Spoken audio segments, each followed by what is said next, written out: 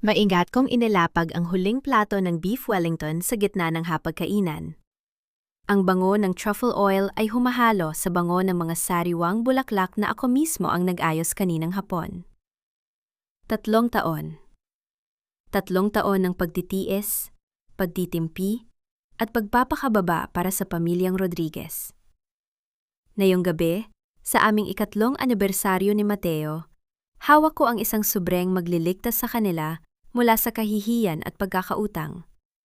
Ang titulo ng mansyong ito na binili ko sa halagang $1 billion gamit ang lihim kong imperyo. Zola, hindi na kailangan ang dramang ito dahil kailangan mo nang lumipat sa quarters ng mga katulong simula ngayong gabi. Napatigil ang kamay ko sa pag-aayos ng kubyertos. Ang boses ni Mateo ay kasing lamig ng yelong unti-unting nanunuot sa aking mga kalamnan. Lumingon ako at doon ko siya nakita. Nakatayo sa may pintuan habang nakaakbay sa isang babaeng tila isang babasaging porselana sa sobrang puti at payat. Si Sorcia. Ang babaeng palaging idinadahilan ni Mateo tuwing gabi siyang hindi umuuwi dahil kailangan daw nito ng emotional support bilang isang may sakit na kaibigan. What did you say, Mateo? Ang tanong ko ay isang bulong, kalmado ngunit may talim. Buntis si Sorcia, Zola. She is delicate. Ang sabi ng doktor, kailangan niya ng stress-free environment at malaking espasyo. Dire-diretsong sabi ni Mateo habang hinahaplos ang buhok ng babae. Ang kwarto natin ang may pinakamagandang view at pinakamalaking teras. Ayaw kong mahirapan ang magiging anak ko dahil lang sa pagiging selfish mo. Selfish? Bahagyang umangat ang sulok ng aking labi. Hindi dahil sa tuwa, kundi dahil sa isang mapait na realisasyon. Ang lahat ng sakripisyo ko, ang pagluluto, ang paglilinis, ang pagbabayad ng kanilang mga lihim na utang, lahat ng iyon ay nauwi sa salitang selfish mula sa lalaking pinaglaanan ko ng buhay. Huwag mo na kaming bigyan ng eksena, Zola. Ang boses ni Doña Victoria ay pumailan lang mula sa hagdanan. Ang kanyang mga hakbang sa marble na sahig ay lumilika ng mabigat at nakakabinging tunog. You should be thankful na hindi ka namin pinalayas agad sa kalsada. Let's face it, you were just a carpenter's daughter. Isang malas sa pamilyang Rodriguez. Simula nang pumasok ka sa pamamahay na ito, sunod-sunod ang pagbagsak ng aming mga negosyo. Lumapit sa akin ang aking biyuda at matandang biyenan, may bitbit na mga dokumento. Inihagis niya ito sa ibabaw ng marangyang hapunan na pinaghirapan ko. Pirman mo ang diborsyo, ngayon din.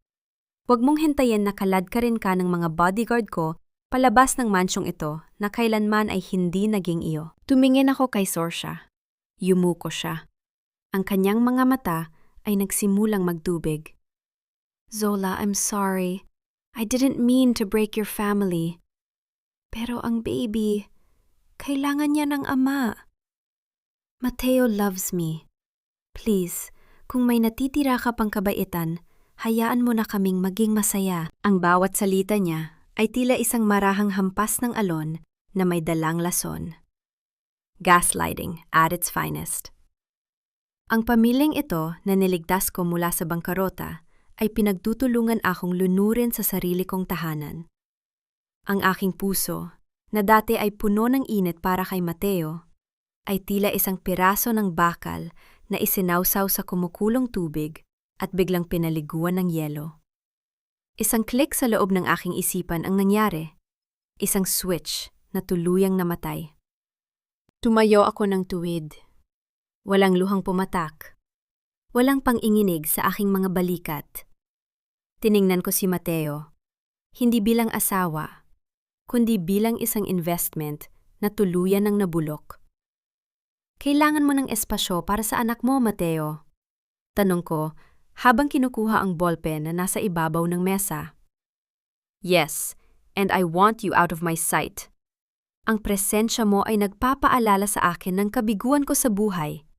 Sagot niya ng walang kurap. Mabilis at dire-diretsong, pinirmahan ko ang bawat pahina ng diborsyo. Ang tunog ng dulo ng ballpen sa papel ay tila isang huling hininga ng aming pagsasama. Sa bawat stroke, Binubura ko ang bawat utang na loob na inakala kong meron ako sa kanila.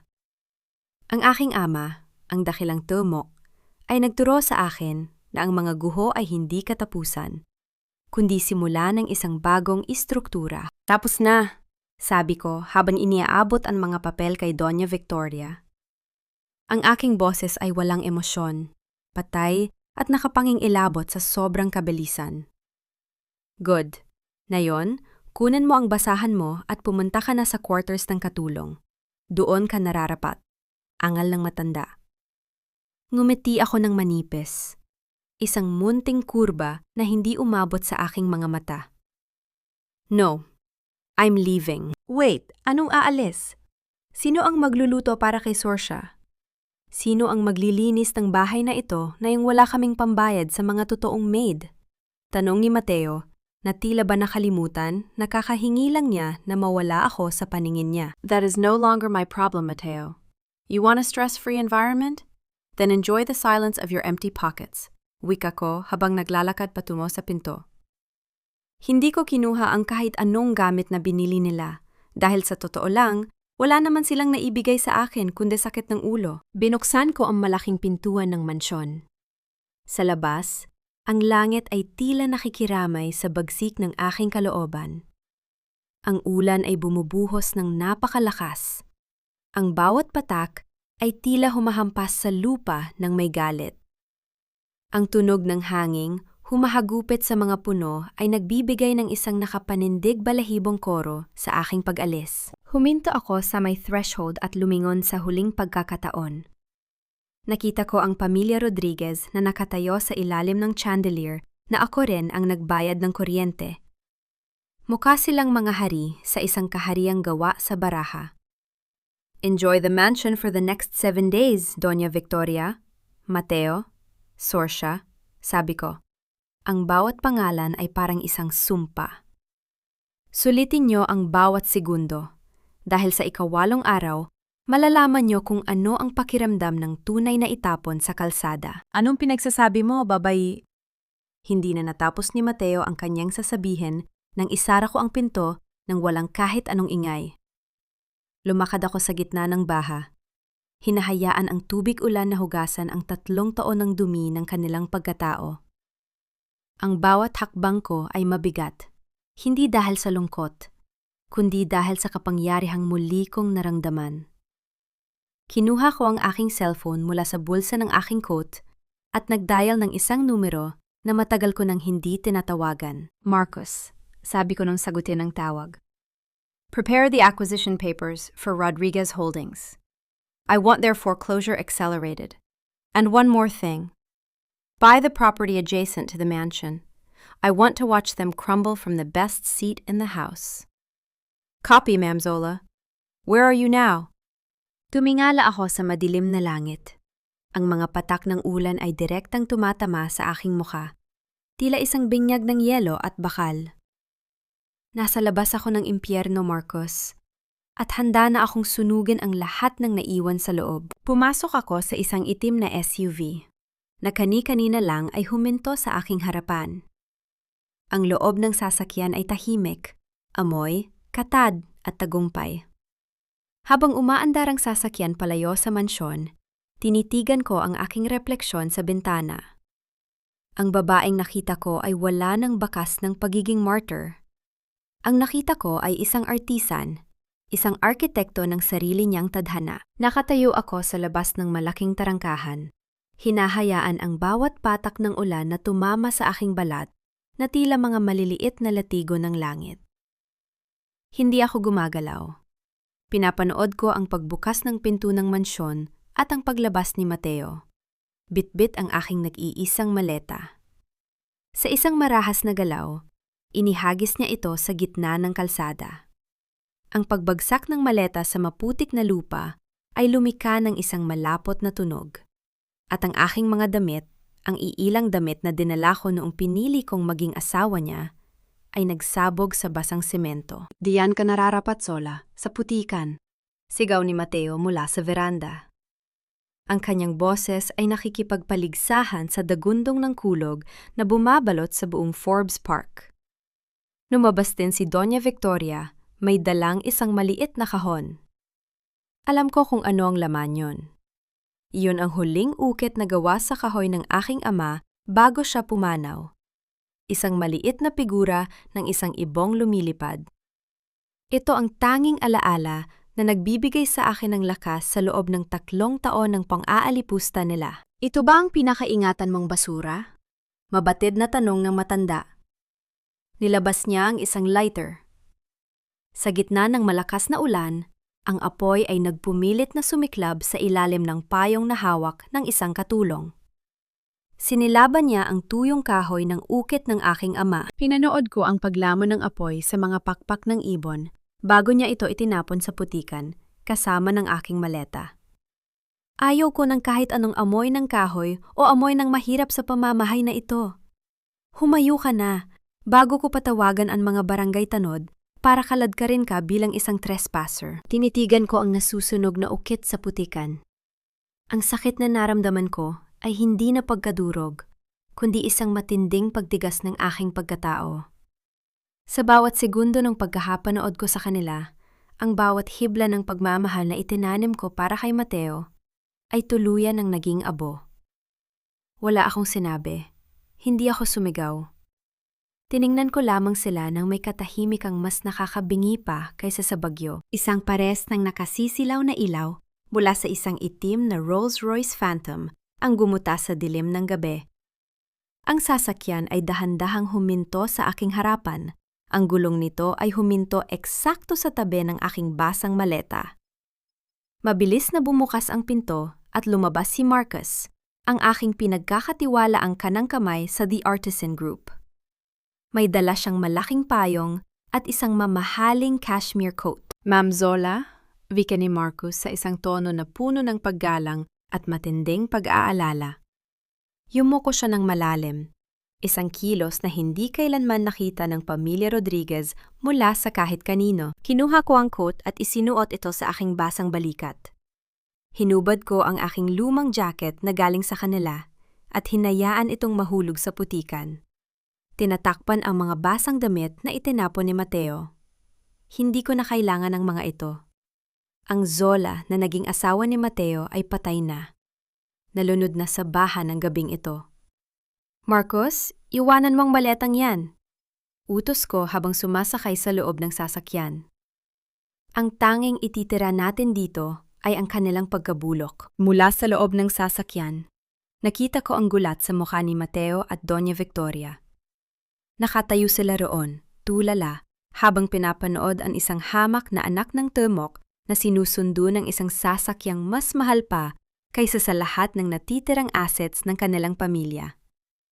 Isinara ni Marcos ang pinto, at sa isang iglap, ang ingay ng ulan at ang kanilang mga mapang-aping boses ay napalitan ng marangyang katahimikan ng sasakyan. Direct to the office, Marcus. Gusto ko nang makita ang foreclosure notice.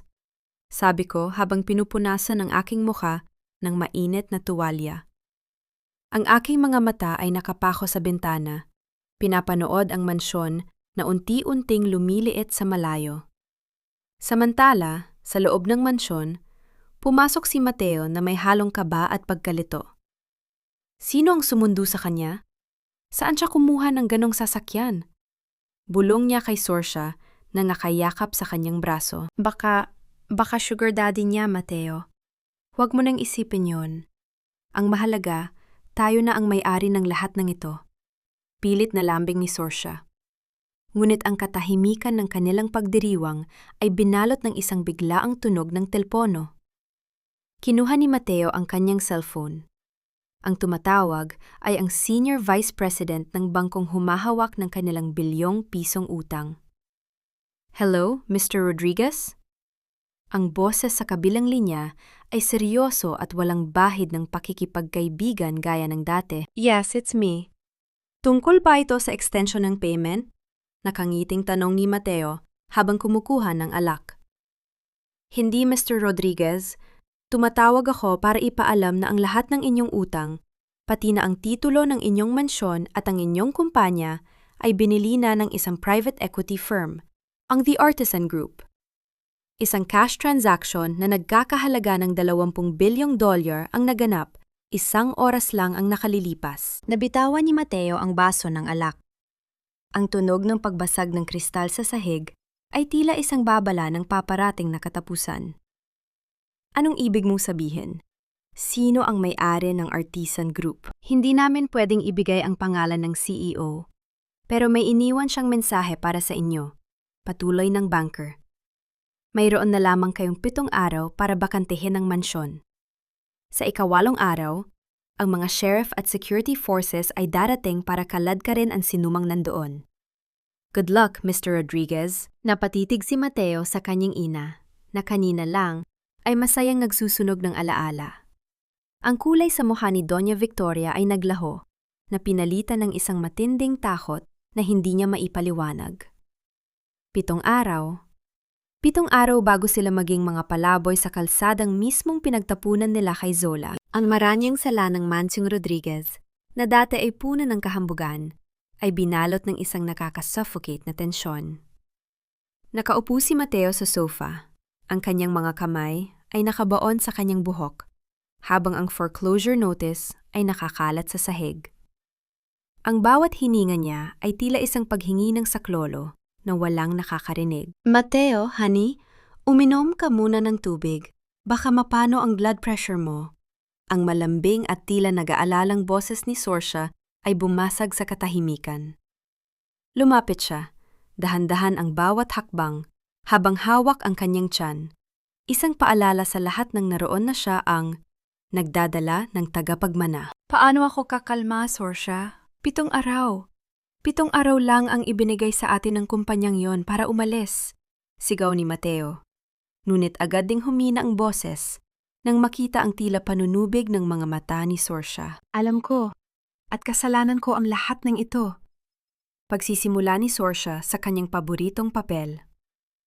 Isang butil ng luha ang dahan-dahang gumulong sa kanyang pisingi. Kung hindi mo ako tinulungan, kung hindi mo ako pinatuloy dito, hindi sana magagalit si Zola. Baka si Zola ang may gawa nito. Baka gumamit siya ng ibang tao para gantihan tayo dahil sa sobrang selos niya sa akin at sa baby natin. Zola? Isang mapait na tawa ang kumawala sa mga labi ni Doña Victoria habang mabilis na pinapaypayan ang kanyang sarili. Impossible. Ang babaeng yon ay walang pera, walang koneksyon, at higit sa lahat, walang utak para sa mga ganitong transaksyon.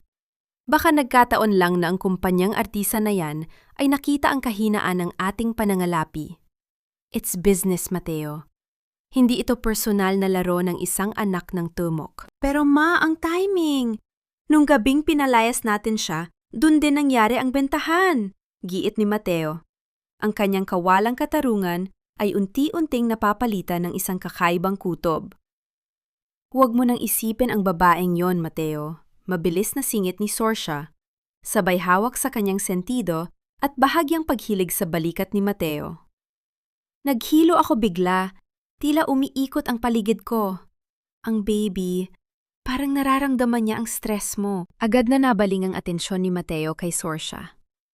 Ang galing ng kanyang manipulasyon, isang pa-victim na taktika na laging nagpapalambot sa puso ni Mateo at nagpapalimot sa anumang lohika. Sorry, honey. Shh, tahan na. Hindi ko hahayaang mapano kayo. Gagawan ko ito ng paraan. Tatawagan ko ang lahat ng mga kaibigan natin. Hindi tayo basta-basta mapapalayas dito. Habang nagaganap ang dramang ito sa mansyon, ako naman ay nakaupo sa aking opisina sa itaas na palapag ng The Artisan Tower. Mula sa aking kinatatayuan, ang mga ilaw ng lungsod ay tila mga bituin na sumasamba sa aking paanan. Ang katahimikan dito ay isang marangyang kaibahan sa ingay ng panloloko na kinalakihan ko sa pamilya Rodriguez. Ma'am Zola, ito na ang report na hiniinyo. Wika ni Marcos, habang inilalapag ang isang tablet sa aking mesa. Kinuha ko ang tablet at tiningnan ng mga footage mula sa mga hidden cameras na ipinalagay ko sa mansyon bago ako umalis. Nakita ko ang bawat galaw ni Sorcia, kung paano siya mabilis na tumayo at naglakad ng maayos kapag wala si Mateo. at kung paano siya muling nagpapanggap na nanghihina sa sandaling marinig ang mga hakbang nito. Ngunit may isang footage na kumuha ng aking pansin. Iyon ay mula sa hardin. 3 oras matapos akong lumayas. Nakatayo si Sorcia sa dilim. May kausap sa telpono. Ang kanyang mukha, na dati ay tila isang anghel, ay punong-puno ng kasakiman at tuso. Everything is going according to plan, sabi ni Sorcia sa kabilang linya.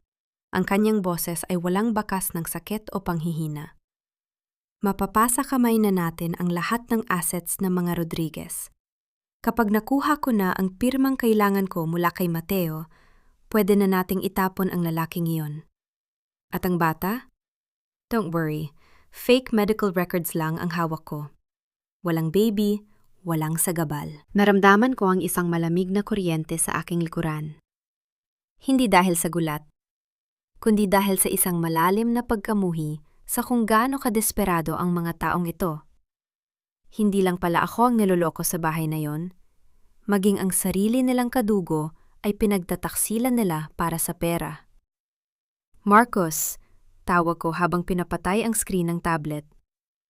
Ang aking boses ay kalmado, ngunit may bigat ng isang paparating na hatol. Yes, ma'am? Huwag niyo munang ilalabas ang ebidensyang ito. Hayaan nating isipin ni Sorcia na panalo siya. Hayaan nating ubusin ni Mateo ang huling sentimo niya para sa isang kasinungalingan. Gusto kong panoorin ang unti-unting pagguho ng kanilang tiwala sa isa't isa bago ko tuluyang hilahin ang mitya. Tumango si Marcus. Ang kanyang mga mata ay nagpapakita ng pagsang-ayon sa aking plano. Ano po ang susunod nating hakbang? Tumayo ako at naglakad patungo sa bintana. Tinitigan ang aking refleksyon. 7 araw, Marcus. 7 araw ng pagpapakasasan nila sa isang panaginip na malapit ng maging isang bangungot. Bukas, magpapadala tayo ng isang espesyal na regalo para kay Doña Victoria. Isang paalala na ang lahat ng kanyang haciendera mentality ay nakatayo lamang sa isang lupang pagmamay-ari ko na. Binalot ko ang aking sarili sa katahimikan ng gabi. Ang bawat tibok ng aking puso ay tila isang countdown para sa kanilang pagbagsak. Hindi sapat na mawalan sila ng bahay. Gusto kong maramdaman nila ang bawat sakit, bawat pangungutya, at bawat pagtataksil na ipinalasap nila sa akin. Sa dilim ng aking silid, isang maliit na ukit ng kahoy ang hawak ko. Isang bagong ukit na ako mismo ang gumawa kanina. Isa itong ibong phoenix, muling nabubuhay mula sa mga abo ng aming nakaraan. Mateo, bulong ko sa hangin. Sana masarap ang tulog mo ngayong gabi. Dahil bukas, sisiguraduhin kong ang bawat pagising mo ay magiging isang labanan na hinding-hindi mo mapapanalunan. Nakatayo si Mateo sa gitna ng malawak at makintab na lobby ng The Artisan Tower. Ang kanyang mamahaling sapatos ay tila lumilikha ng isang mapang asar na tunog sa bawat hakbang niya sa mamahaling marmol na sahig. Inaayos niya ang kanyang kurbata sa harap ng kintab ng salamin, sinusubukang itago ang panginginig ng kanyang mga kamay.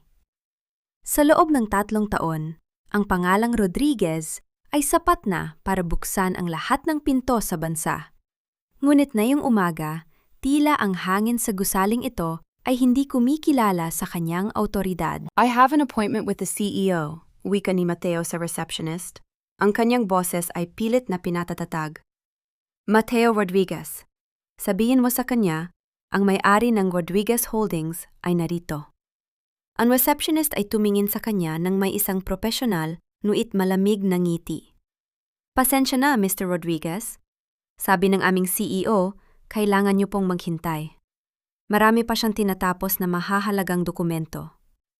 1 oras, 2 oras, 3 oras. Ang bawat pag-ikot ng kamay ng malaking orasan sa pader ay tila isang sampal sa dignidad ni Mateo. Siya, na dating pinaglilingkuran ng lahat, ay ngayon ay nakaupo sa isang silya sa lobby habang ang mga empleyado ay naglalakad ng mabilis sa kanyang paligid. Hindi man lang siya sinusulyapan. Ang kanyang pagtitimpi ay unti-unti nang nauubos, lalo na't naalala niya ang bawat minutong nawawala sa kanyang 7 araw na palugit. 3 hours, Marcus. Gutom na kaya siya? Tanong ko habang nakatingin sa malaking monitor sa aking opisina. Pinapanood ko si Mateo na tila isang huling piraso ng dumi na pilit nililinis ng aking mga security personnel. Gutom na po siya sa atensyon, Ma'am Zola, sagot ni Marcos habang iniaabot sa akin ang aking kape. Handa na po ang boardroom. Ang mga board members ay naroon na rin. Tumayo ako at inayos ang aking power suit na gawa sa pinakamahal na telang seda mula sa Europa. Ang aking buhok ay nakapusod ng mahigpit, walang kahit isang hebla na nakalabas, sumisimbolo sa aking organisadong plano. Let's go! Ayaw kong masayang ang oras ko sa isang taong wala ng halaga. Nang bumukas ang malaking pintuan ng boardroom, mabilis na tumayo si Mateo mula sa kanyang pagkakaunghang sa upuan. Ang kanyang muka ay puno ng pag-asa. Akala niya ay ang kanyang karisma ang magliligtas sa kanya mula sa bangkarota. Finally, look, I don't know who your CEO is, but I want to talk to him directly. We can make a deal. The Rodriguez name is still... Napatigil si Mateo sa pagsasalita. Ang kanyang mga mata ay nanlaki. Ang kanyang panga ay tila malalaglag sa sobrang gulat. Dahan-dahan akong umupo sa gitnang upuan ng mahabang mesa. Ang silya para sa pinakamataas na pinuno ng kumpanya. Tinitigan ko siya ng direkta. Ang aking mga mata ay walang kahit anong emosyon, kundi isang malalim na kailaliman ng yelo. Zola? Ang utal na boses ni Mateo ay tila isang mahinang ihip ng hangin sa gitna ng malaking silid. Anong ginagawa mo rito? Bakit ka nakaupo sa upuang yan? Security! Palabasin niyo ang babaeng ito. She's just a housemaid. Walang gumalaw sa mga board members. Walang sumagot sa kanya. Ang tanging maririnig ay ang marahang paghinga ng mga tao sa loob ng silid. Mr. Rodriguez, you are speaking to the CEO and founder of the Artisan Group. Ang boses ni Marcos ay umalingaw-ngaw ng may otoridad. I suggest you show some respect or you will be escorted out of this building immediately. CEO? Founder? Natawa si Mateo, isang tawang puno ng kawalan ng paniniwala at desperasyon. Impossible! Zola is a carpenter's daughter. She's nothing. Zola, anong klaseng laro ito? Kaninong sugar daddy ang naglagay sa iyo rito para hiyain ako? Tumayo ako ng dahan-dahan.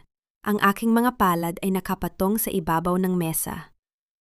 Ang bawat salitang bibitawan ko ay tila isang matalas na kutsilyo na itinarak sa kanyang pride. Mr. Rodriguez, ang sugar daddy na sinasabi mo ay ang sarili kong talino at ang imperyong binuo ko habang ikaw ay abala sa paggastos ng pera ng kumpanya mo para sa iyong mga luho.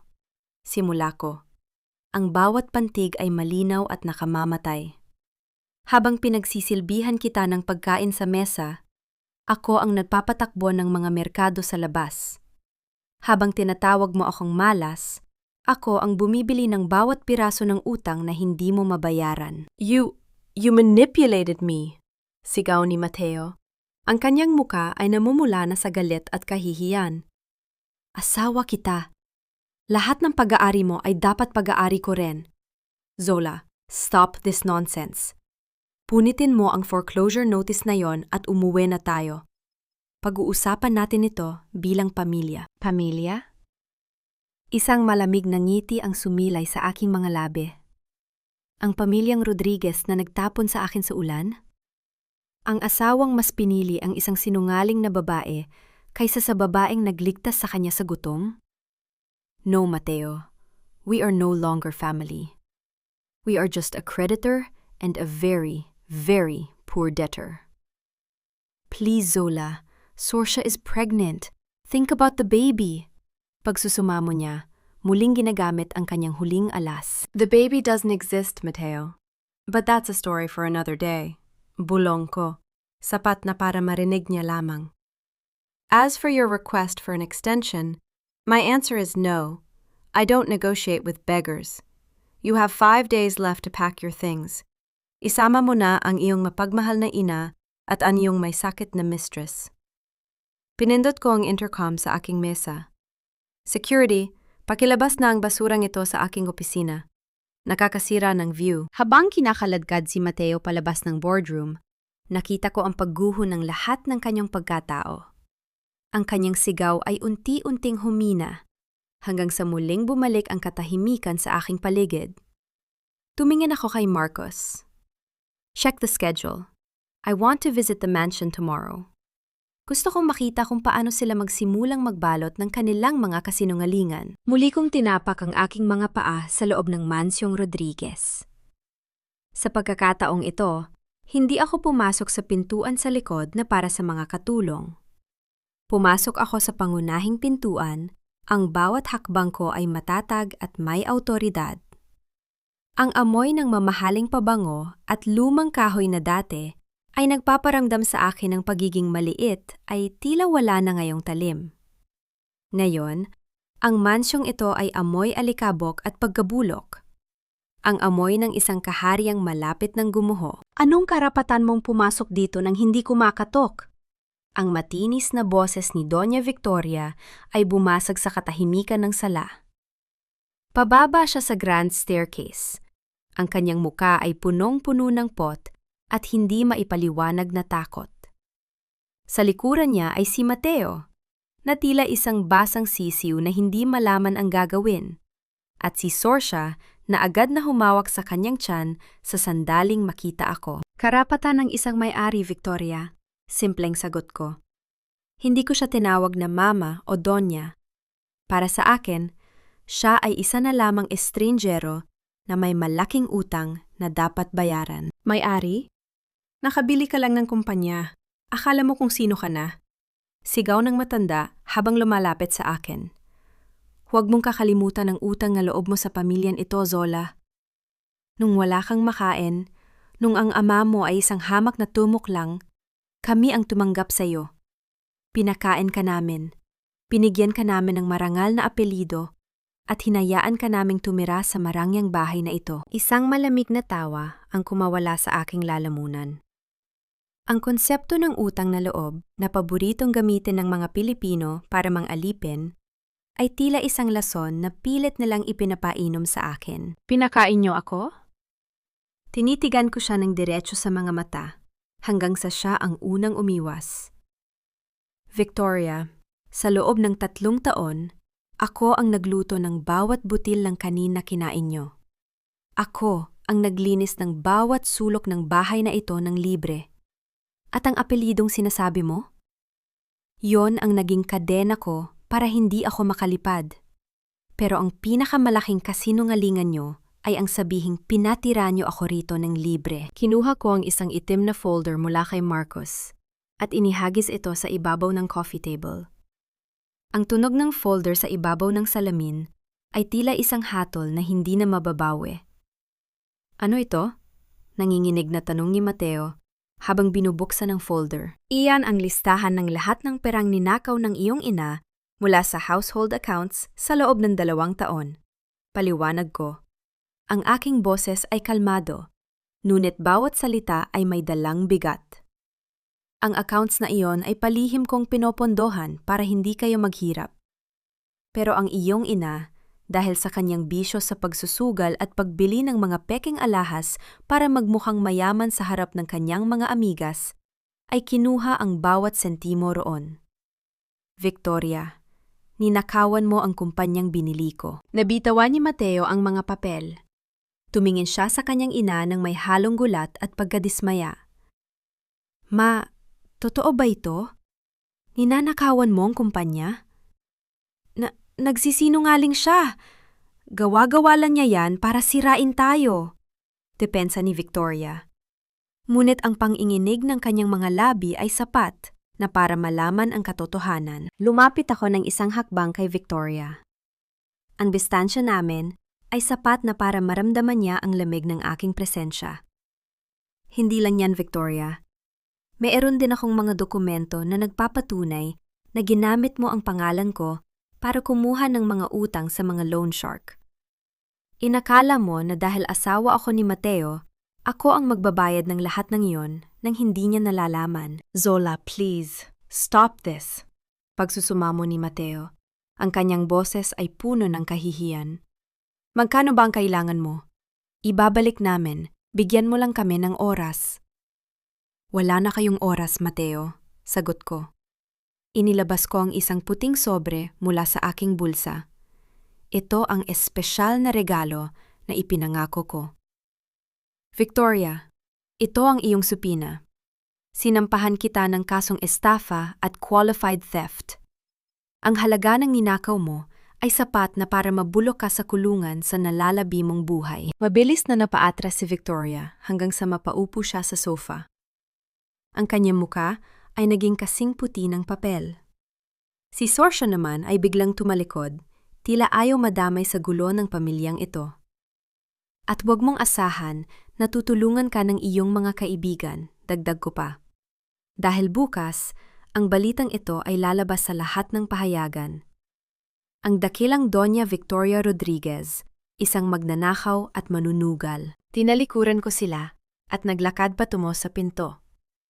Ngunit bago ako tuluyan lumabas, huminto ako at lumingon kay Mateo. By the way, Mateo, sabi ko nang may munting ngiti. Ang alahas na ibinigay mo kay Sorcia kagabi, iyon ay bahagi ng mga nakaw na gamit ng iyong ina. Peke ang mga brilyante niyon, gaya ng pag-ibig na ipinagpalit mo sa akin. Lumabas ako ng mansyon habang naririnig ang malakas na pag-aaway ni na Mateo at Victoria sa loob. Ang ingay ng kanilang pagsisisihan ay tila isang musika sa aking mga tainga.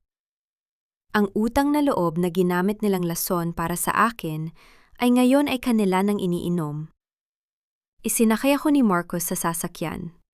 Sa penthouse na po ba tayo, ma'am? Tumingin ako sa huling pagkakataon sa mansyong unti-unti nang nagdidilim ang mga ilaw.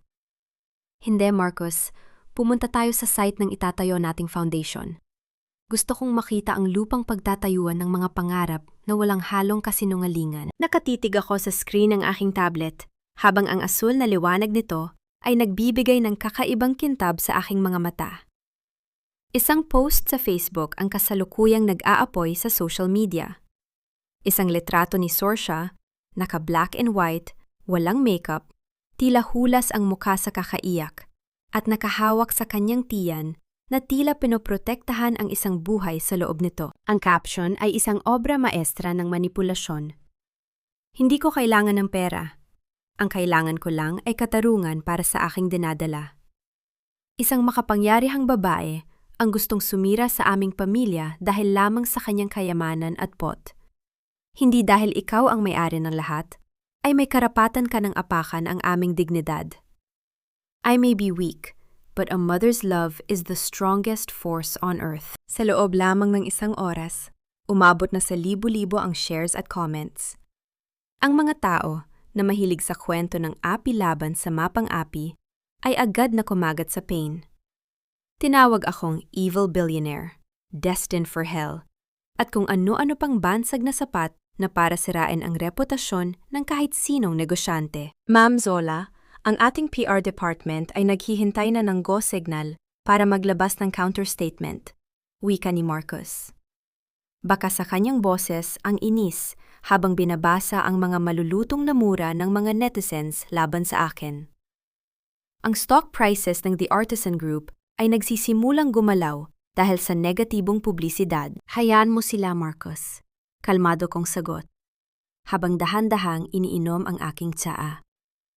Ang init ng baso sa aking palad ay nagpapaalala sa akin na ang bawat sitwasyon ay may tamang panahon para lumamig o sumabog. Ang apoy na mabilis lumiyab ay mabilis ding mauubos ang panggatong. Hayaan nating isipin ni Sorcia na hawak niya ang opinyon ng publiko. Pero ma'am, tinatawag nilang mamatay tao ang iyong imahe. Hindi ba tayo kikilos? Tumingin ako kay Marcos nang may isang matigas na ngiti. Sa larong ito, ang unang gumalaw dahil sa galit ay ang unang matatalo. Sorcia is an actress, at ang mga aktor kailangan ng entablado. Ibibigay ko sa kanya ang grand gala sa susunod ng 2 gabi. Doon, sisiguraduhin nating ang lahat ng spotlight ay nakatutok sa kanyang bawat kasinungalingan. Samantala, sa loob ng isang madilim na silid sa Mansyong Rodriguez, naririnig ko ang mahinang tawanan ni Sorcia sa pamamagitan ng device na itinanim ko.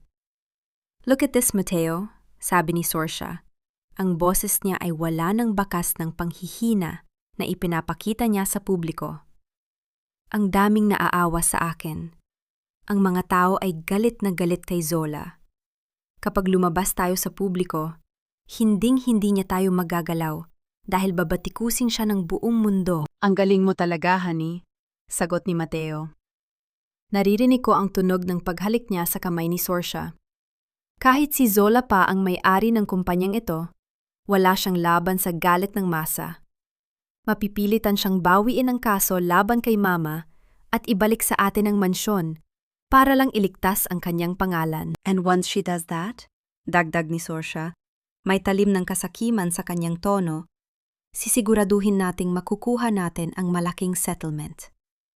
I want half of her empire, Mateo, para sa future ng baby natin. Humigpit ang hawak ko sa aking baso. Ang kanilang kapalaluan ay tila isang maruming kumunoy na unti-unting lumalamon sa kanila. Ang hindi nila alam, sa bawat post na ginagawa ni Sorcia, ay lalong lumalalim ang hukay na pagbabagsakan nila. Marcos, tawag ko. Ang aking boses ay pumailan lang sa tahimik na opisina. Yes, ma'am? Ipadala mo ang file na nakuha natin kahapon sa isang pribadong investigator. Gusto kong malaman ang pangalan ng lalaking palaging binibisita ni Sorcia sa lumang apartment sa Quiapo tuwing madaling araw. At siguraduhin mong ang bawat transaction record ng kanyang fake medical clinic ay naka-encrypt at handa ng i-project sa malaking screen. Done, ma'am. Ano pa po? Tumayo ako at naglakad patungo sa bintana. Mula rito, ang lungsod ay tila isang chessboard na handa ko ng i-checkmate. Ipaghanda mo ako ng isang puting gown para sa gala. Isang gown na kasing puti ng katarungan, ngunit kasing talim ng kidlat. Isang mensahe ang pumasok sa aking cellphone mula sa isang hindi kilalang numero. Pinuksan ko ito at isang larawan ang lumitaw. Si Sorcia, kasama ang isang lalaki, nagtatawanan habang may hawak na bote ng alak at ang petsa ay kagabi lamang. Walang bakas ng sakit, walang bakas ng pagbubuntis, tanging ang hubad na katotohanan ng kanyang pagtataksil kay Mateo. Ang maskara mo, Sorcia, ay gawa lamang sa manipis na papel, bulong ko sa sarili. At sa gabi ng gala, ako mismo ang magsisindi ng apoy na tutupok dito. Ang bawat pirma ni Mateo sa mga dokumentong nasa harap niya ay tila isang kuko na kumakayod sa tuyong lalamunan ng kanilang kumpanya. Sa loob ng kanyang madilim na silid tanggapan, tanging ang mahinang paghinga niya at ang kalansing ng kanyang mamahaling relo ang maririnig. Ibinenta na niya ang huling 70% ng kanyang shares sa Rodriguez Holdings sa isang hindi kilalang mamumuhunan sa murang halaga.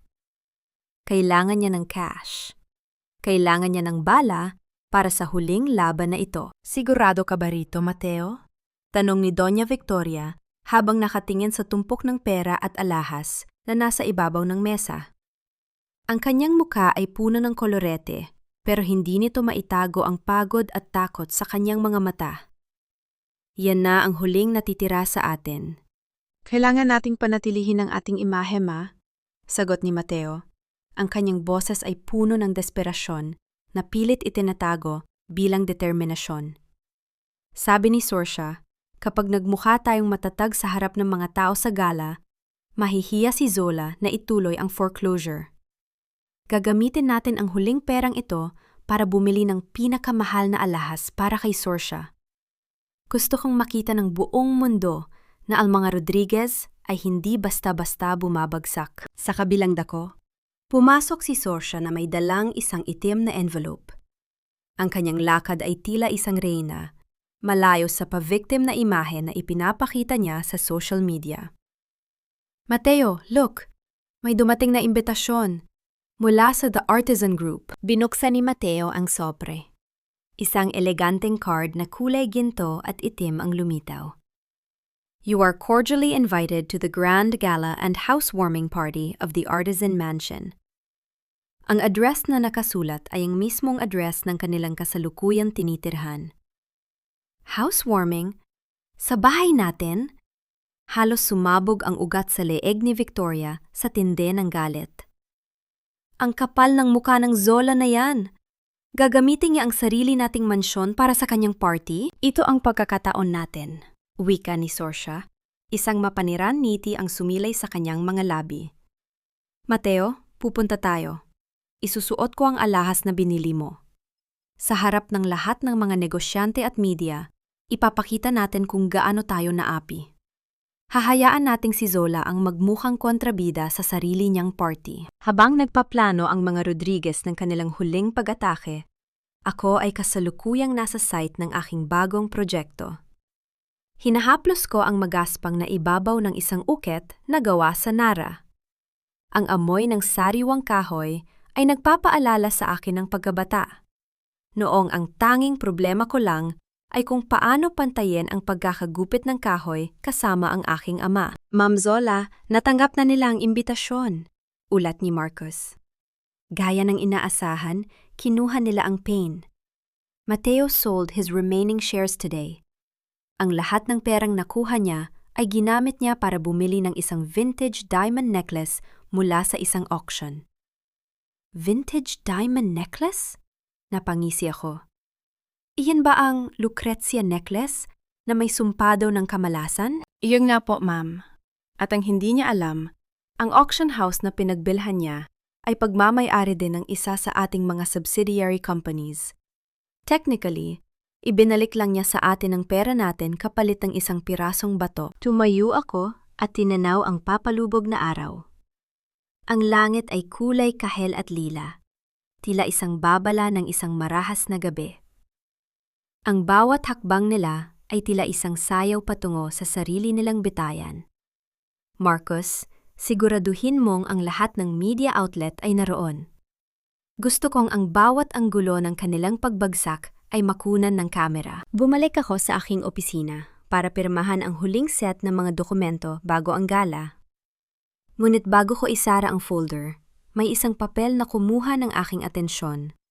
Ang orihinal na kasulatan ng pagbebenta ng lupa ng mansyon na ginawa ng lolo ni Mateo 50 taon na ang nakalilipas. Samantala sa mansyon, abala si Mateo sa pag-aayos ng kanyang taksido.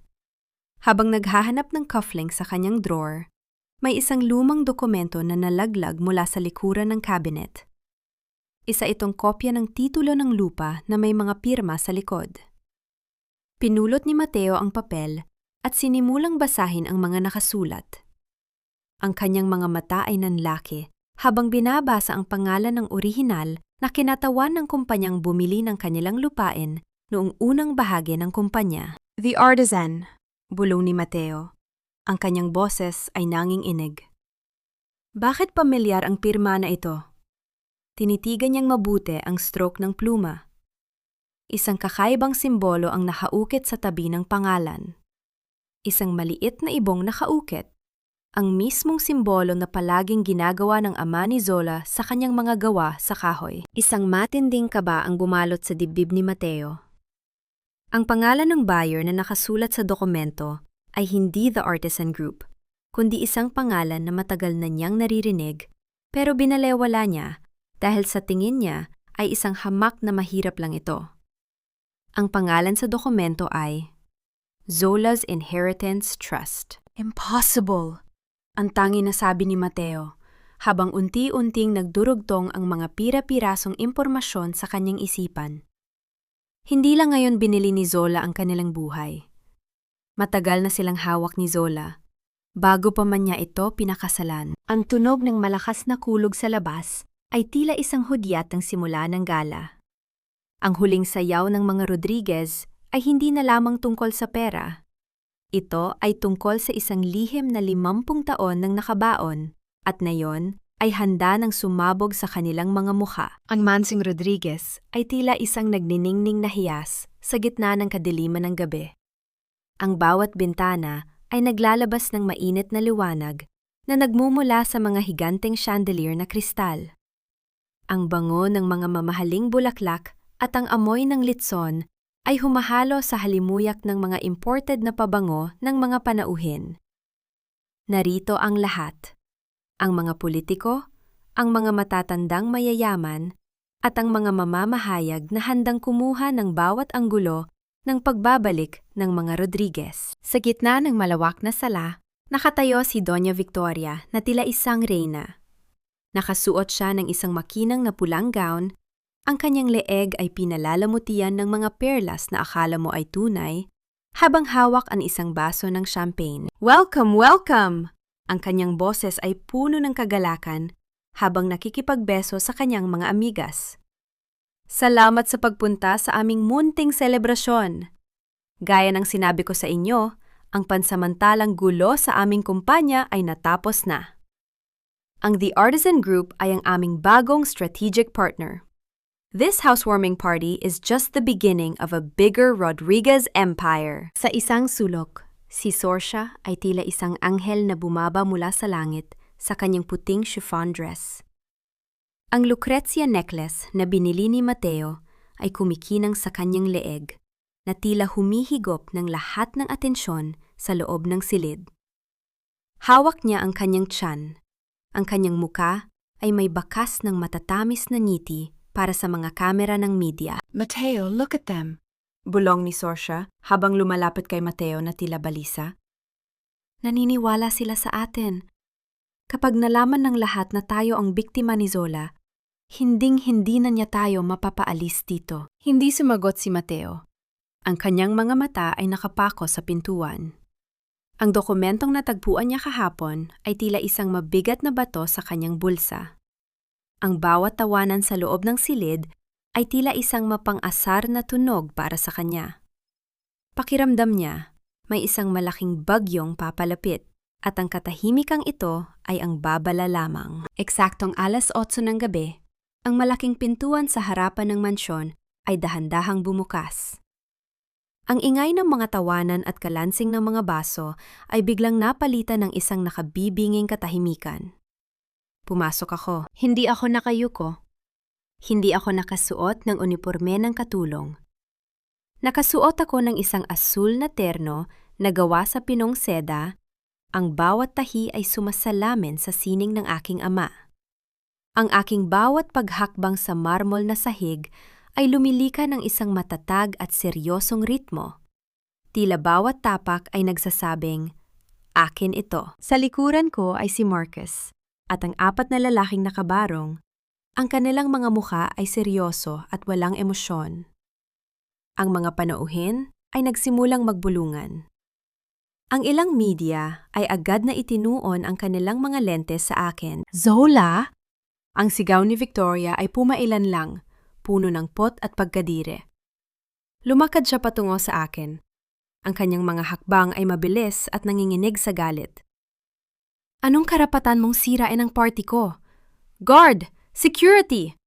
Bakit niyo pinatuloy ang babaeng ito? Palabasin niyo siya!" Nuumiti ako.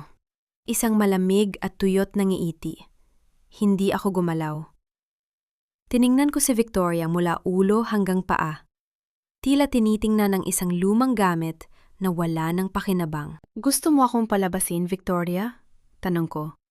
Ang aking boses ay kalmado, ngunit abot sa bawat sulok ng silid. "Gusto mong palabasin ang may-ari ng bahay na ito sa sarili niyang party?" "Anong may-ari? Nababaliw ka na ba?" Sigaw ni Mateo habang lumalapit sa akin. "Zola, umalis ka na bago pa kita ipahiya sa harap ng lahat." "Hindi mo ba narinig ang asawa ko?" Singit ni Sorcia, muling nagpapanggap na nanghihina. "Zola, please, wag mo kaming saktan. Ang baby ko, natatakot siya sa'yo." Humarap ako sa mga panauhin. Binaliwala ang kanilang mga drama. "Ladies and gentlemen, pasensya na sa abala. Pero gusto ko lang linawin ang isang bagay.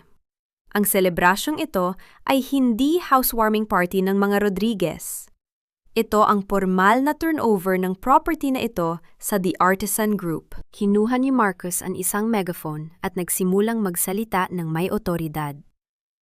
Sa lahat ng mga panauhin, humihingi po kami ng paumanhin. Ang pamilyang Rodriguez ay wala ng karapatan sa lupang ito at sa mansyong ito simula pa noong nakaraang linggo. Sila ay tinuturing na mga squatters sa ilalim ng batas. Sinungaling! Sigaw ni Victoria. Ang kanyang boses ay pumiyok sa sobrang tensyon. Mateo, gawin mo ang paraan. Tawagan mo ang pulis. Wala nang kailangang tawagan, Victoria. Sabi ko habang inilalabas ang orihinal na titulo ng lupa. Ang titulong may nakaukit na simbolo ng aking ama. Dahil ang mga pulis at sheriff ay kasalukuyan ng nasa labas ng inyong gate. Gaya ng isang hudyat, ang tunog ng mabibigat na hakbang ay narinig mula sa pasilyo. Isang grupo ng mga nakauniporming sheriff at mga security personnel ng The Artisan Group ang pumasok sa sala. Ang mga bisita ay nagsimulang mag-atrasan ng may takot at pagkalito. Mr. Mateo Rodriguez, Doña Victoria Rodriguez, wika ng lead sheriff habang ipinapakita ang isang legal na dokumento. Kami ay may utos mula sa korte na ipatupad ang writ of execution. Kailangan nyo nang lisanin ang property na ito ngayon din. Hindi ito pwede, sigaw ni Sorcia. Ang kanyang mga mata ay nanlalaki sa takot habang nakatingin sa mga kamera na kumukuha ng bawat detalye ng kanilang kahihiyan. Ang necklace sa kanyang leeg ay tila biglang naging mabigat. Tila isang tanikala na sumasakal sa kanya. Tumingin ako kay Mateo, na ngayon ay nakatayo lamang sa isang tabi, tulala at hindi makagalaw. Ang lahat ng kanyang kayabangan ay naglaho nang makita ang mga sheriff na nagsisimulang maglagay ng yellow tape sa paligid ng kanilang mga kagamitan. Zola, bakit? Ang tanging naibulong ni Mateo. Dahil ito ang halaga ng iyong pagtataksil, Mateo. Sagot ko ng mahina, sapat na para sa kanya lamang. Sabi mo, gusto mo ng stress-free environment para sa iyong pamilya? Ngayon, malaya na kayong hanapin yon sa kalsada. Habang ang mga panauhin ay nagsisimulang mag-unahan sa paglabas, ang bawat isa sa kanila ay tila diring-diri na madikit sa mga Rodriguez. Isang huling anansyo ang aking binitawan. Wait, sabi ko, dahilan para mapatigil ang lahat. Bago kayo lumabas, may isang maliit na bagay pa akong gustong ipakita sa inyong lahat. Isang katotohanan tungkol sa tagapagmana na pinagmamalaki ng pamilyang ito. Itinuro ko ang malaking projector screen sa likuran ko. Ang puso ni Sorcia ay tila tumalon sa labas ng kanyang dibdib nang makita niya ang unang frame ng video na lalabas sa screen. Ang katahimikan sa loob ng ballroom ay tila isang tali na unti-unting sumasakal sa bawat taong naroroon. Lahat ng mata ay nakapako sa malaking screen sa aking likuran. Narinig ko ang mabilis at mabigat na paghinga ni Sorcia sa aking tabi. Sa bawat segundo ng pag-flicker ng projector, ang kanyang mundong gawa sa kasinungalingan ay unti-unti nang nayayanig. Nagkaroon ng liwanag sa screen. Hindi ito isang montage ng mga alaala, kundi isang malinaw na kuha mula sa isang hidden camera sa isang madilim na parking lot. Sa video, kitang-kita si Sorcia na nakatayo ng tuwid, walang bakas ng panghihina, at malakas na tumatawa habang kausap ang isang lalaking naka-leather jacket. Ano ba, Paulo? Dahan-dahan lang sa paghawak sa bewang ko? Baka makita tayo ng tangang si Mateo. Ang boses ni Sorcia sa video ay malinaw at sapat na para marinig ng buong alta sosyedad. Huwag kang mag-alala, mahal. Masyadong abala ang asawa mong tagasunod sa pag-iyak para sa kumpanya nila. Sagot ng lalaki sa video bago hinalikan si Sorcia ng madamdamin. Paano ang plano natin sa baby? Anong baby? Tumawa si Sorcia sa screen. Ang tiyan ko ay gawa lang sa foam at ang medical records ko ay galing sa rekto. Gagamitin ko lang ang anak na ito para makuha ang huling sentimo ng mga Rodriguez. At pagkatapos, lilipad na tayo papuntang Spain. Isang kolektibong singhap ang nagmula sa mga panauhin. Ang mga flash ng kamera ay nagsimulang sumabog na tila mga kidlat. Ngunit sa pagkakataong ito, hindi ito para sa kagandahan ni Sorsha, kundi para sa kanyang pagkahubad ng maskara. Hindi totoo yan. Editing lang yan. Zola, paano mo nagawang sirain ang dangal ko? Ang tili ni Sorsha ay pumailan lang sa buong silid. Sinubukan niyang lumapit sa screen para sirain ito. Ngunit mabilis siyang hinarangan ng mga security personnel ni Marcus. Tumingin ako kay Mateo. Ang kanyang muka ay nawalan ng kulay, tila isang bangkay na nakatayo sa gitna ng maraming tao. Ang kanyang mga kamay ay nanginginig habang nakatitig sa screen, kung saan ipinapakita na ngayon ang mga scanned documents ng kanyang peking ultrasound at ang tunay na bank transfers ni Sorsha patungo sa account ng lalaking nagangalang Paulo. Sorsha, ang boses ni Mateo ay halos hindi marinig. Puno ng isang matinding hapdi na hindi kayang gamutin ng kahit anong salita. Niloko mo ako?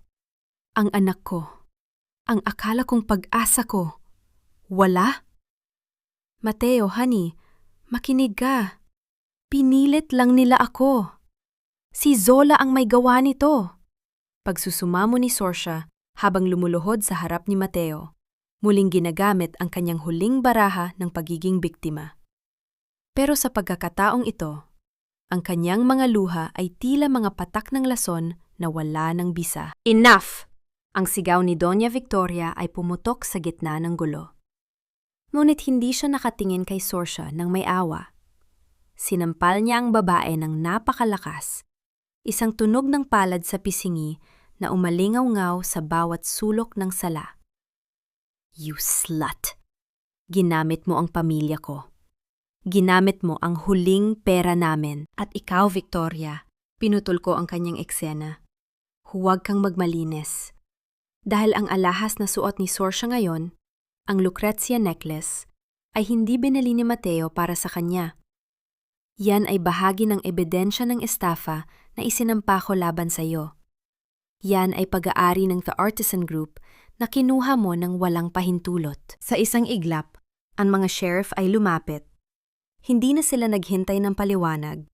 Dahan-dahan ngunit mariin na lang hinubad ang kwintas mula sa leeg ni Sorsha at ang mga mamahaling singsing mula sa mga daliri ni Victoria. Kailangan nyo nang sumama sa amin, wika ng lead sheriff. May warrant of arrest din kami para kay Sorsha, para sa kasong falsification of public documents at conspiracy to commit fraud. Zola, parang awa mo na, wag dito. Bulong ni Mateo. Ang kanyang mga mata ay puno ng pagsusumamo at matinding kahihiyan. Ang hiya na kinatatakutan ng bawat Pilipino ay kasalukuyang lumalamon sa kanya ng buo sa harap ng lahat ng taong hinangad niyang hangaan siya. Masyado nang huli para sa awa, Mateo. Sagot ko ng may malamig na katapatan. Nung itinapon niyo ako sa ulan, nung sinunog niyo ang huling alaala ng ama ko, doon niyo rin sinunog ang huling pagkakataon niyo para sa kapatawaran. Pinanood ko silang kaladkarin palabas ng mansyon. Si Victoria ay sumisigaw ng kanyang mga dating titulo. Si Sorsha ay nagpupumiglas habang ang kanyang gown ay nababahiran ng dumi sa sahig. At si Mateo ay naglalakad ng nakayuko. Tila isang taong nawala na ng kaluluwa. Naiwan akong nakatayo sa gitna ng ballroom. Ang mga panauhin ay dahan-dahang nagsiyalisan. Ang ilan ay humihingi ng paumanhin. Ang ilan ay hindi makatingin sa akin ng direkta. Marcus approached me and whispered, "The police are waiting outside. The transfer is complete, Ma'am Zola." Lumakad ako patungo sa bintana at tinitigan ng madilim na hardin. Wala na ang mga ilaw ng party. Tanging ang liwanag na lamang ng buwan ang natira. Sa gitna ng putikan sa labas, nakita ko ang aking lumang maleta na itinapon ni Mateo noong isang gabi. Basang-basa ito at sira-sira. Kinuha ko ang aking cellphone at nag-record ng isang maikling voice note. Tapos ng pagguho. Bukas, sisimulan nating itayo ang foundation. Walang kahit isang pader ng mga Rodriguez ang maiiwan. Ngunit habang papunta ako sa aking sasakyan, isang itim na envelope ang iniabot sa akin ng isang hindi kilalang lalaki sa gate. Pinuksan ko ito sa ilalim ng ilaw ng sasakyan. Ang laman ay isang lumang litrato ng aking ama, kasama ang ama ni Mateo at may nakasulat na mensahe sa likod. Ang utang na dugo ay hindi nababayaran ng pera. Naramdaman ko ang mabilis na tibok ng aking puso. Akala ko ay tapos na ang lahat, ngunit tila ang kasaysayan ng pamilyang ito ay may mas malalim pang ugat kaysa sa inakala ko. Nakatitig ako sa lumang larawan, habang ang sasakyan ay bumabagtas sa madilim na kalsada. Sa litrato, ang aking ama ay nakangiti, suot ang kanyang kupas na uniporme ng pagkakarpintero, habang nakaakbay sa kanya ang ama ni Mateo na si Don Roberto Rodriguez. Mukha silang magkapatid, ngunit ang mensahe sa likod, ang tungkol sa utang na dugo, ay tila isang tinik na bumaon sa aking isipan. Marcos, dumaan tayo sa kulungan, utos ko. Ang aking boses ay walang panginginig. Tanging ang lamig ng determinasyon ang naroon. Gusto ko makausap si Mateo sa huling pagkakataon. Ngayong gabi po, ma'am. Pagod na kayo mula sa gala, paalala ni Marcos. Hindi ako makakatulog hanggat hindi ko natititigan ang mga mata ng huling Rodriguez at makuha ang katotohanan. Sagot ko habang hinahaplos ang gilid ng larawan. Pagdating sa presinto, ang amoy ng luma at siksik na hangin ay sumalubong sa akin. Malayo ito sa amoy ng lavender at mamahaling kandila sa mansyon. Sa loob ng isang maliit at madilim na silid para sa mga bisita, nakita ko si Mateo. Wala na ang kanyang tuksido. Nakasuot na siya ng orange na t-shirt ng mga bilanggo. Ang kanyang buhok ay gulo-gulo at ang kanyang mga mata ay tila mga uling na nawala na ng ningas. Dahan-dahan akong umupo sa tapat niya.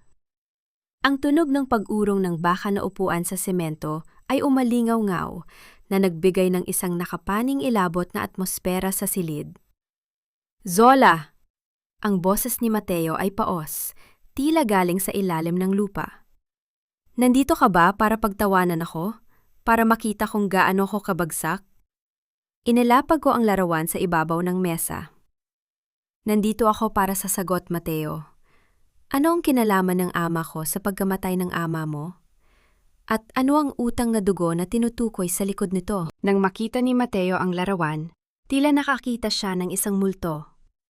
Ang kanyang mga kamay ay nagsimulang manginig sa ibabaw ng mesa.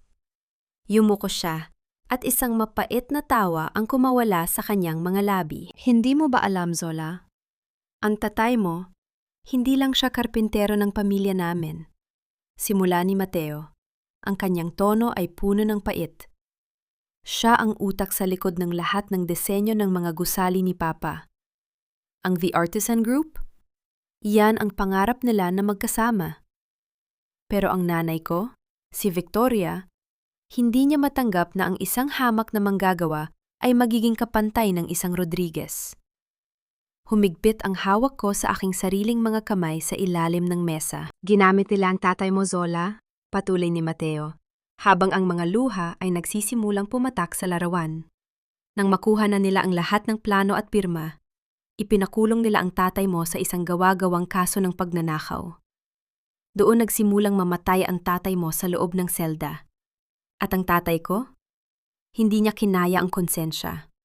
Nagpakamatay siya dahil hindi niya mailigtas ang matalik niyang kaibigan mula sa kasamaan ni Victoria. Ang katahimikan sa loob ng silid ay naging kasing bigat ng isang bundok. Ang bawat salita ni Mateo ay tila isang palakol na tumatama sa aking puso. Kaya pala palaging sinasabi ng tatay ko na ang katarungan ay hindi nakukuha sa pagmamakaawa, kundi sa pagpapatayo ng sariling kumpas. I loved you because I thought you were different, Mateo, wika ko. Ang aking boses ay kasing talim ng isang scalpel.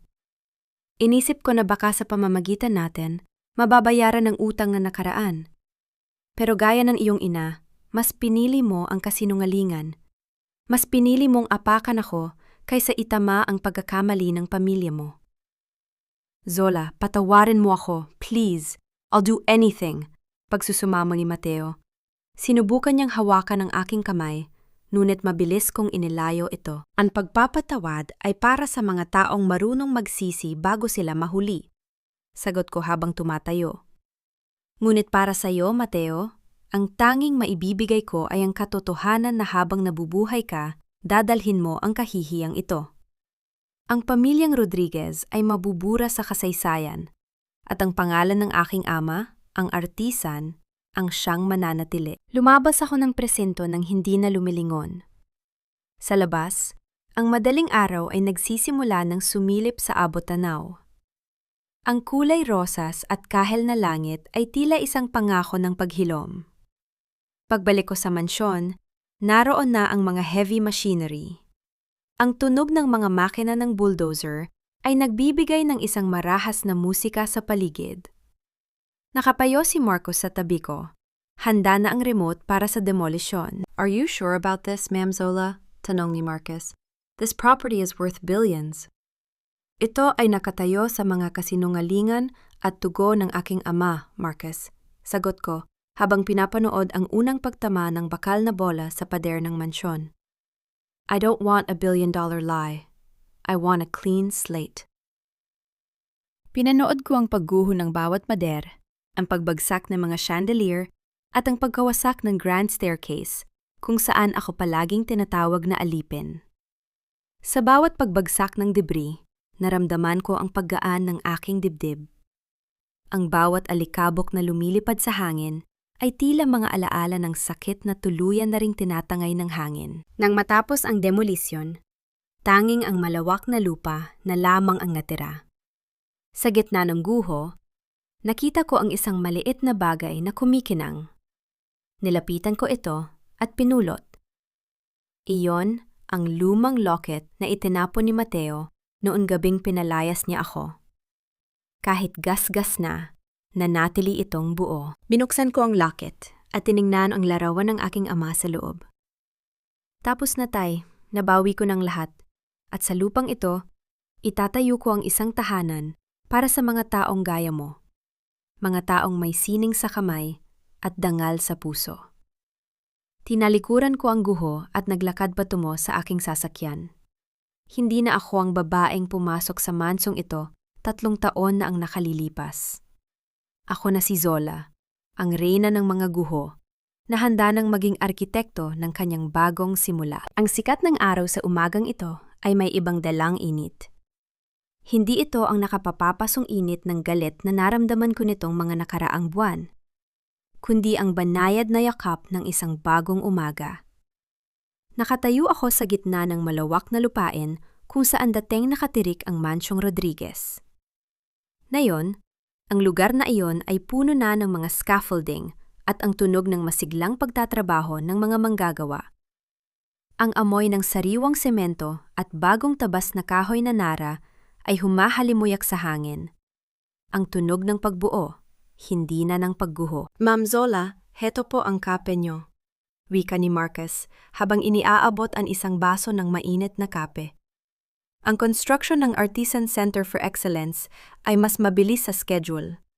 Inaasahan nating matatapos ang main building bago matapos ang taon. Salamat, Marcus, sagot ko, habang tinitingnan ang blueprint na nakalatag sa pansamantalang mesa. Gusto kong tiyakin na ang bawat sulok ng center na ito ay sumasalamin sa dangal ng mga manggagawang Pilipino. Walang puwang dito para sa mga kasinungalingan. Nabalitaan niyo na po ba ang tungkol kay Victoria at Sorcia? Tanong ni Marcos. Ang kanyang boses ay may halong pait at katarungan. Ibinaba ko ang aking kape at tumingin sa kanya. Anong balita mula sa korte? Si Doña Victoria ay formal nang nasentensyahan ng 10 taon para sa estafa at qualified theft. Dahil sa kanyang edad, sinubukan nilang humingi ng house arrest. Pero dahil sa bigat ng ebidensyang inilabas natin tungkol sa kanyang mga illegal na transaksyon, tinanggihan ito ng korte. Balita ko, sa loob ng kulungan, wala na siyang makausap. Ang lahat ng kanyang mga amigas ay tinalikuran na siya. Nawala na ang kanyang dangal. Ang tanging bagay na pinakaingatan niya, isang malamig na katahimikan ang namayani sa akin. Ang hiya na naramdaman ni Victoria ay ang pinakamabigat na parusang matatanggap ng isang babaeng gaya niya na nabuhay para sa pagkilala ng lipunan. At si Sorcia? Tanong ko. Si Sorcia naman ay iniwan na ng kanyang kasabwat na si Paolo. Tinangay ni Paolo ang huling pera na nakuha ni Sorcia mula sa mga Rodriguez bago pa siya maaresto. Ngayon, nahaharap siya sa 5 taon na pagkakakulong para sa falsification of documents. Sinasabi ng mga warden na palagi pa rin siyang umiiyak at nagpapanggap na may sakit, pero wala nang naniniwala sa kanya. Ang kanyang pa-victim na akto ay wala nang manonood sa likod ng rehas. Nararapat lang sa kanila, sabi ko nang walang pag-aalinlangan. Ang bawat luha na pinalabas nila sa akin noon ay binabayaran na nila ngayon ng tunay na pait. Paano si Mateo, ma'am? Huminga ako ng malalim. Si Mateo ay isang lalaking nawalan na ng lahat. Ang kanyang kumpanya, ang kanyang bahay, ang kanyang dignidad, at ang katotohanan ng kanyang pamilya. Hinayaan ko na siyang mabuhay sa kanyang sariling impyerno ng pagsisisi. Hindi ko na kailangang dagdagan ang kanyang pasakit. Ang makita ang pangalan ng aking ama na nakatayo sa lugar ng kanyang pagbagsak ay sapat na parusa na para sa kanya. Habang nag-uusap kami, isang itim na SUV ang huminto sa tapat ng gate ng construction site. Isang lalaking nakasuot ng simpleng puting polo at maong ang lumabas. Ang kanyang bawat galaw ay may taglay na kumpiyansa at isang pamilyar na aura na tila nakita ko na noon. Lumapit ang lalaki sa akin. Ang kanyang mga mata ay matalino at may lalim ng karanasan. Zola, wika niya. Ang kanyang boses ay baritono at tila may dalang mga alaala. Sino ka? Tanong ko, habang ang aking mga kamay ay dahan-dahang nakakuyom sa gilid ng aking terno. Ako si Lucas, sagot niya, sabay abot ng isang maliit na ukit na kahoy. Isang maliit na martilyo na may nakaukit na inisyal ng aking ama. Ako ang huling apprentice ng tatay mo bago siya ipakulong. Noong mga panahong yon, wala akong lakas para labanan ang mga Rodriguez. Kaya lumipad ako sa abroad at nagtrabaho bilang isang arkitekto. Pero bago pumanaw ang tatay mo, may iniwan siyang huling blueprint sa akin. Isang disenyong hindi para sa isang mansyon, kundi para sa isang legacy. Naramdaman ko ang mabilis na tibok ng aking puso. Inabot ko ang maliit na ukit. Huling blueprint? Oh, isang lihim na underground vault sa ilalim ng lupang ito, patuloy ni Lucas. Ang tatay mo, alam niyang lolokohin siya ng mga Rodriguez, kaya bago nila makuha ang lahat ng plano, itinago niya ang tunay na kayamanan ng The Artisan sa ilalim ng lupang ito. Hindi ginto o pera, kundi ang mga orihinal na patent at disenyo na magpapatunay na ang lahat ng malalaking gusali sa bansa ay pagmamay-ari ng kanyang talino. Tumingin ako sa paligid ng lupain.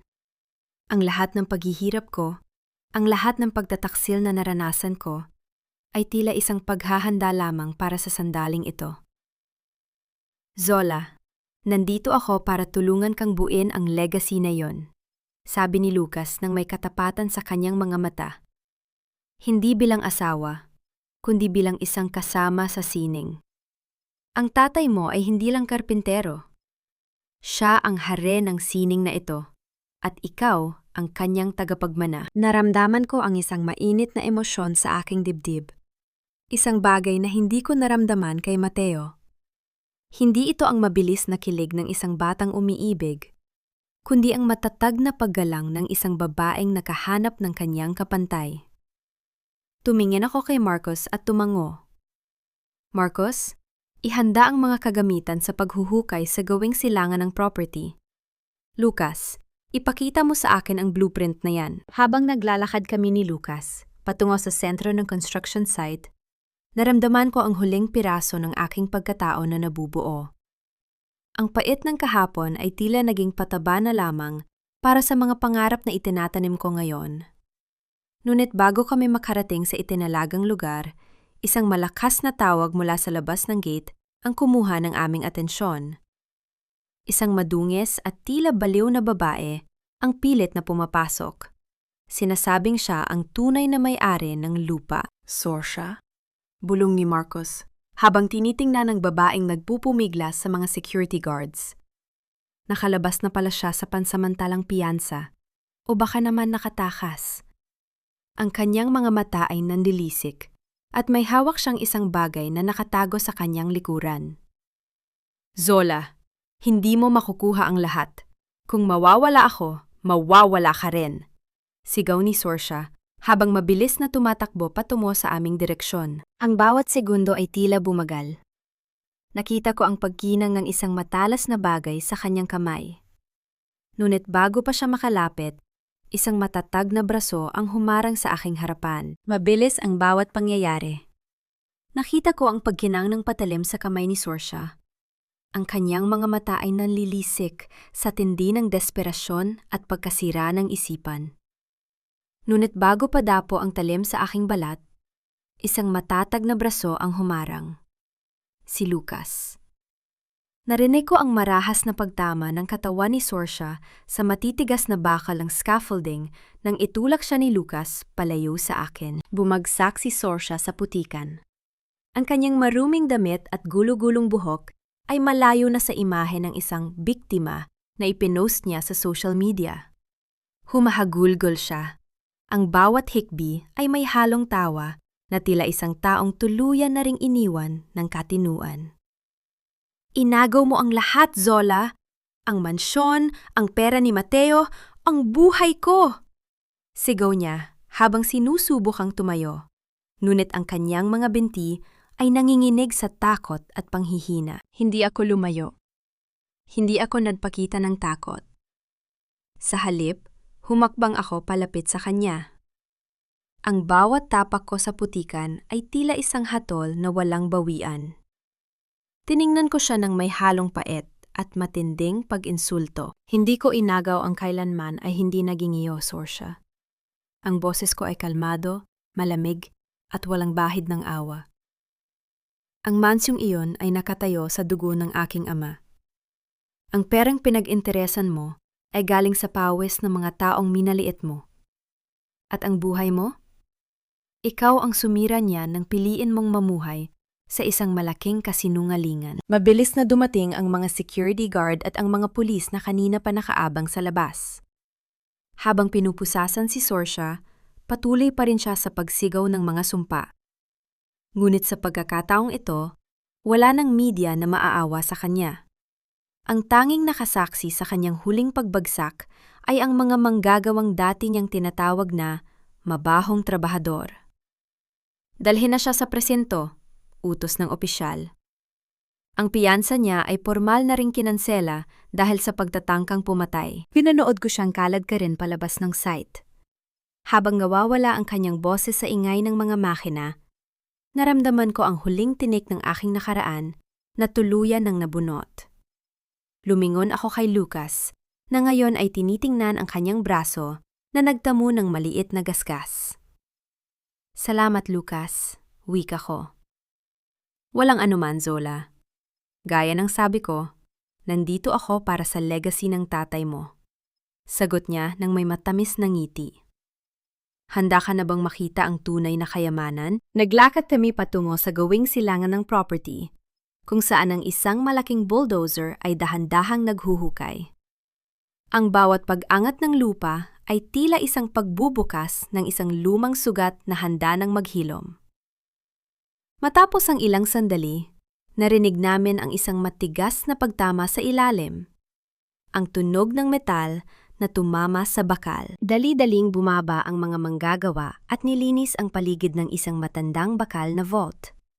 Gamit ang susi na itinago ni Lucas sa loob ng maraming taon, dahan-dahan naming binuksan ang pinto nito. Umingit ang kalawangin na bisagra ng vault. Sa loob, hindi ginto ang sumalubong sa amin. Naroon ang mga tumpok ng mga architectural blueprints, mga orihinal na patent na may pirma ng aking ama at ang mga dokumento ng pakikipagsosyo na matagal nang itinago ni Doña Victoria. Ito ang ebidensyang magpapatunay na ang kalahati ng Rodriguez Holdings ay pagmamay-ari ng aking ama simula pa noong unang araw. Kinuha ko ang isang luma at madilaw na papel. Nakasulat doon ang huling mensahe ng aking ama. Para sa aking anak na si Zola. Ang sining ay hindi na nanatili sa mga pader, kundi sa katotohanan. Gamitin mo ito para itayo ang iyong sariling kaharian. Naramdaman ko ang init ng luha sa aking mga mata, ngunit agad ko itong pinunasan. Hindi ito luha ng pighati, kundi luha ng tagumpay. Ma'am Zola, tawag ni Marcos mula sa malayo. Nasa gate po si Mateo. Gusto raw po kayong makausap sa huling pagkakataon bago siya ilipat sa National Penitentiary. Tumayo ako ng matuwid. Inayos ko ang aking buhok at tumingin kay Lucas. Sandali lang. Naglakad ako patungo sa gate. Doon, nakita ko ang isang lalaking hindi ko na makilala. Si Mateo ay mukhang isang anino ng dating niyang sarili. Ang kanyang balat ay maputla, ang kanyang mga mata ay malalim, at ang kanyang mga balikat ay nakalaylay sa tindi ng kahihiyan. Zola, bulong niya habang nakahawak sa rehas ng gate. Narinig ko ang lahat. Ang tungkol sa tatay mo? Ang tungkol sa vault? Patawarin mo ako. Nabulag ako ng ambisyon ni Mama. Kung sana nakinig ako sa'yo. Tiningnan ko siya ng diretsyo. Walang galit, walang pot. Tanging ang matinding kawalan ng pakiramdam ang nanatili sa akin. Ang Mateo na minahal ko ay wala na. At ang lalaking nasa harap ko ay isa na lamang estrangero na nagbabayad ng utang ng kanyang pamilya. Masyado nang huli ang pagsisisi, Mateo. Sabi ko ng may katatagan. Ang bawat pagkakataon na ibinigay ko sa iyo ay tinapon mo para sa isang pekeng alahas at isang pekeng pag-ibig. Ngayon, ang tanging magagawa mo ay dalhin ang katotohanan yan sa loob ng iyong selda. Zola, please. Kahit isang tingin lang na may awa. Pagsusumamo niya. Ang awa ay para sa mga biktima, Mateo. At sa kwentong ito, ang tanging biktima ay ang aking ama. Sagot ko habang tumatalikod. Huwag ka nang tumingin sa likod dahil ang lahat ng alaala mo sa lugar na ito ay nakabaon na sa ilalim ng bagong sementong itinatayo ko. Naglakad ako palayo habang naririnig ang huling tawag ni Mateo sa aking pangalan. Hindi ko siya nilingon. Sa halip, itinuon ko ang aking paningin sa itinatayong Artisan Center. Nakita ko si Lucas na nakatayo sa tabi ng vault, naghihintay sa akin. Ang araw ay kasalukuyan ng lumulubog, nagbibigay ng kulay gintong liwanag sa buong construction site. Ang bawat tunog ng martilyo at bawat sigaw ng mga manggagawa ay tila isang bagong awit ng tagumpay. Ang bagyo ay natapos na, at sa wakas, ang kalangitan ay naging malinaw. Isang taon ang mabilis na lumipas mula nang gumuho ang huling pader ng Mansyong Rodriguez. Leon, sa ilalim ng asul na langit ng Maynila, ang Artisan Center for Excellence ay nakatayo ng may danggal. Hindi ito isang bakod na naghihiwalay sa mayaman at mahirap, kundi isang gusaling gawa sa salamin at matigas na kahoy na nagaanyaya sa lahat ng may pangarap. Ang amoy ng varnish at bagong tabas na nara ay nananatiling buhay sa bawat pasilyo. Isang paalala na ang sining ng aking ama ay hinding-hindi na muling mabubura. Inayos ko ang suot kong puting blazer habang naglalakad sa malawak na lobby. Ang bawat manggagawang nadadaanan ko ay bumabate ng may tunay na ngiti. Hindi dahil sa takot, kundi dahil sa paggalang. Sa bawat sulok ng center na ito, nakikita ko ang mga anak ng mga karpintero, arkitekto, at mga manggagawa na binubuo ang kanilang sariling kinabukasan. Ang ganda ng kinalabasan, Zola. Siguradong nakangiti ang tatay mo ngayon, wika ni Lucas, habang sumasabay sa aking paglalakad. May dala siyang mga bagong plano para sa susunod naming proyekto sa probinsya. Tumigil ako sa tapat ng isang malaking portrait sa lobby. Ang portrait ng aking ama na may hawak na martilyo at pait. Sana nga, Lucas. Sana ay nahanap na rin niya ang kapayapaang matagal na ipinagkait sa kanya. Nabalitaan mo na ba? Tanong ni Lucas sa isang mahinahong tono. Si Victoria ay pumanaw na sa loob ng infirmary ng kulungan kagabi.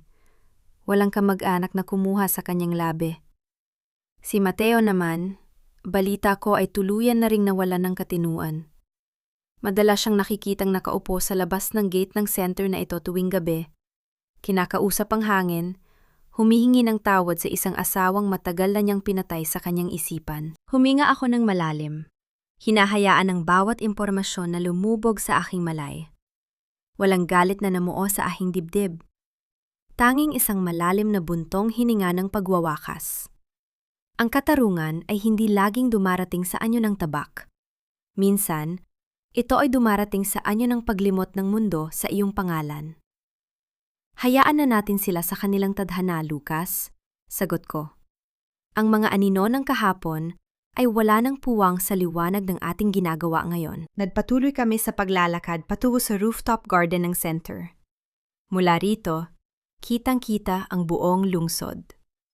Ang mga gusaling dati ay tila mga higanteng nananakot sa akin, ay tila mga maliliit na bahagi na lamang ng isang malaking puzzle na ako na ngayon ang bumubuo. Lumapit sa akin ang isang batang babae, marahil ay nasa 10 taong gulang, na anak ng isa sa aming mga eskolar. May hawak siyang maliit na ukit ng ibon, isang ibong phoenix na gawa sa retasong kahoy. Ma'am Zola! Ang bahi-bahiyang boses ng bata ay kumuha ng aking atensyon.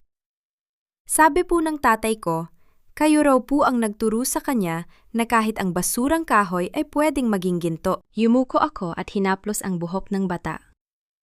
Kinuha ko ang maliit na uket at tinitigan ito. Huwag mong kakalimutan, iha, hindi ang ginto ang nagbibigay ng halaga sa kahoy, kundi ang kamay na humahawak dito at ang pusong naglalagay ng sining. Maging matapang ka. Huwag kang papayag na kahit sino ay magsabi sa iyong wala kang halaga dahil lamang sa pinagmulan mo. Ngumiti ang bata at nagpasalamat bago tumakbo pabalik sa kanyang ama. Pinanood ko silang mag-ama na nagtatawanan habang naglalakad palayo. Iyon ang tunay na kahulugan ng kahanan, hindi ang mga pader na ginto, kundi ang kaligtasan at pagmamahal sa loob nito. Tumingin sa akin si Lucas. Ang kanyang mga mata ay puno ng paghanga at isang pahiwatig ng pag-ibig na alam kong handa na rin naming subukan sa tamang panahon. Inabot niya ang kanyang kamay sa akin. Ready for the next meeting, CEO? Mumiti ako at hinawakan ang kanyang kamay. Ang hawak na ito ay hindi isang tanikala, kundi isang tulay. Ready. Marami pa tayong itatayong pangarap, Lucas. Habang papalubog ang araw, ang bawat sinag nito ay nagbibigay ng gintong kulay sa buong Artisan Center. Ang katahimikan sa aking paligid ay hindi na nakabibingi. Ito ay isang katahimikang puno ng kapayapaan at tagumpay. Ang paghihiganti ay hindi kailanman naging tungkol sa pagwasak sa iba.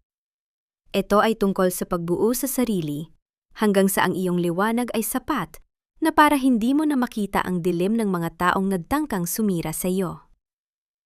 Ako si Zola. Dati ay isang biktima. Pagkatapos ay naging reyna ng mga guho at ngayon, ako na ang arhitekto ng aking sariling kaligayahan. Ang bagyo ay tuluyan ng lumipas at sa wakas, ako ay nakauwi na sa tunay kong tahanan, ang aking sarili.